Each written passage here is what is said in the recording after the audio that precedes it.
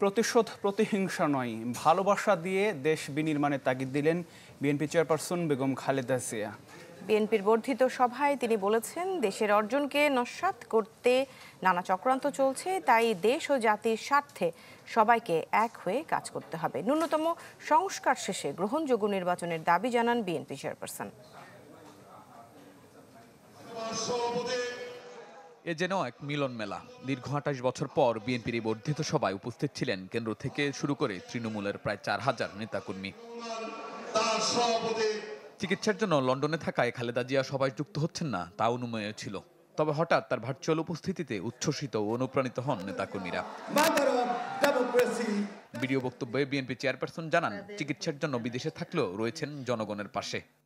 আমি চিকিৎসার কারণে যুক্তরাজ্যে অবস্থান করলেও আমি সব সময় আপনাদের পাশেই আছি। প্রাপ্ত অর্জন বিনষ্টে ষড়যন্ত্র চলছে মন্তব্য করে প্রয়োজনীয় সংস্কার শেষে দ্রুত নির্বাচনের দাবি জানান খালেদা জিয়া। গণ অভ্যুত্থানের মাধ্যমে প্রাপ্ত অর্জনকে নস্যাৎ করার জন্য গভীর চক্রান্তে লিপ্ত রয়েছে। ইস্পাত কঠিন ঐক্যের মাধ্যমে জনগণকে সঙ্গে নিয়ে এবং চক্রান্তকে ব্যর্থ করে দিতে হবে। ইলেকট্রা রেফ্রিজারেটর, খাবার তাজা তো জীবন তাজা। ইলেকট্রা, ফ্রিজের রাজা। আগামী নির্বাচনে সাফল্যের জন্য কাজ করতে নেতাকর্মীদের আহ্বান জানান বিএনপি চেয়ারপারসন। বলেন, প্রতিহিংসা নয়, ভালোবাসা দিয়ে স্বপ্নের বাংলাদেশ বিনির্মাণের। আসুন, প্রতিহিংসা প্রতিশোধ নয়, পারস্পরিক ভালোবাসা ও ভ্রাতৃত্বের মাধ্যমে আমরা সকলে মিলে আমাদের প্রিয় মাতৃভূমিকে, বাংলাদেশকে সত্যিকার অর্থেই একটি বাসযোগ্য, উন্নত ও গণতান্ত্রিক রাষ্ট্রে পরিণত করি। সভাপতির বক্তব্যে জাতীয় ঐক্য ও নির্বাচন বিনষ্টের ষড়যন্ত্র চলছে বলে মন্তব্য করেন বিএনপির ভারপ্রাপ্ত চেয়ারম্যান। সরকারের প্রতি আহ্বান জানান, জাতীয় নির্বাচনের আগে স্থানীয় সরকার নির্বাচনের পরিকল্পনা থেকে সরে আসার। বর্তমান অন্তর্বর্তীকালীন সরকারের সংস্কার প্রস্তাবের খুব বেশি ইস্যুতে মৌলিক বিরোধ নেই।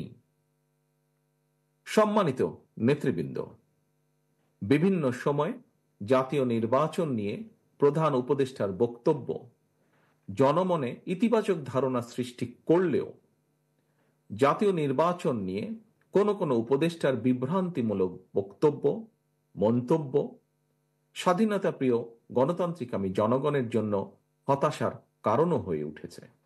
নতুন দলকে বিএনপি স্বাগত জানায় জানিয়ে তারেক রহমান বলেন, দেশের স্বার্থ রক্ষা হবে এমন পররাষ্ট্রনীতি চান তারা।